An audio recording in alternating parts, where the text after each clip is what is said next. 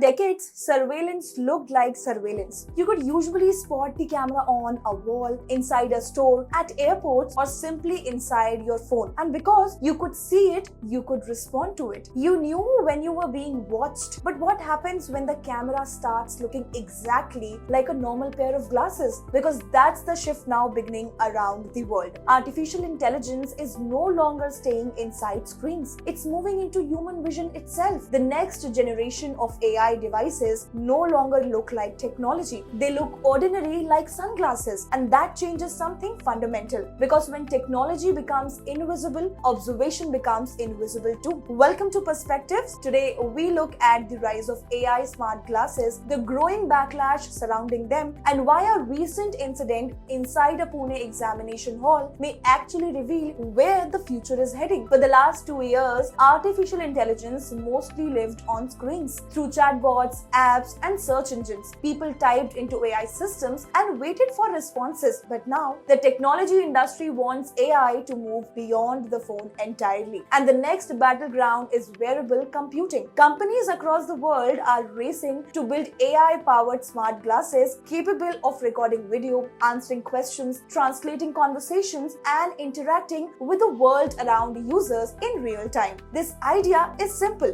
Why pull out your phone when AI can already see what you see? These devices are being designed to become always present digital assistants, not just tools you occasionally use, but systems that remain with you throughout the day, which means computing is no longer staying inside the devices. It's moving directly into human perception. But this is where excitement begins colliding with discomfort, because unlike smartphones, smart glasses don't announce themselves. You often don't know whether they are simply being worn or actively observing the world around them. And that's the raising concerns globally around privacy, consent, and surveillance. In many ways, this debate isn't entirely new. More than a decade ago, early smart glass experiments triggered backlash because people feared a future where cameras would quietly enter everyday life. The technology faded, but the idea never disappeared. Now, artificial intelligence has made it powerful again, because this generation of smart glasses isn't just recording reality, it's interpreting reality. And that's the real shift. AI systems can now identify objects, understand environments, translate speech, respond to visual cues, and eventually make decisions based on what users are seeing in real time. Which means these devices are no longer simply wearable cameras. They are becoming wearable intelligence systems. And that raises a much deeper question. Not just whether we are being recorded, but what happens when machines continuously observe human life alongside us. For years, conversations around AI variables felt theoretical. Silicon Valley experiments, future tech demos, concept videos. But the Pune incident changed something very important, because suddenly wearable AI wasn't a future discussion anymore. It had entered a real institutional space inside an actual examination hall. This week, 2 engineering students were debarred from an examination after invigilators discovered they were wearing AI-enabled smart glasses during the exam. Authorities suspected the devices could potentially be used for AI-assisted cheating. What matters here is not just the incident itself, it's what it represents, because this may be one of the first visible examples in India of institutions confronting wearable artificial intelligence in the real world. Today, it's an exam hall. Tomorrow, the same questions could emerge in classrooms, interviews, offices, airports, courtrooms, or even ordinary public spaces. And suddenly, institutions everywhere may need entirely new rules for a world where AI is quietly embedded into everyday objects. And this is why smart glasses matter beyond technology, because they represent a deeper transition in computing itself, from visible devices to invisible systems, from active internet usage to ambient intelligence. The internet is no longer remaining on screens. It's beginning to blend into physical reality. The smartphones connected billions of people to the digital world. AI glasses may connect the digital world directly to human perception, and that changes the balance between convenience and privacy in ways society still hasn't fully processed. Maybe smart glasses become the next smartphone, maybe they remain niche, maybe society adapts to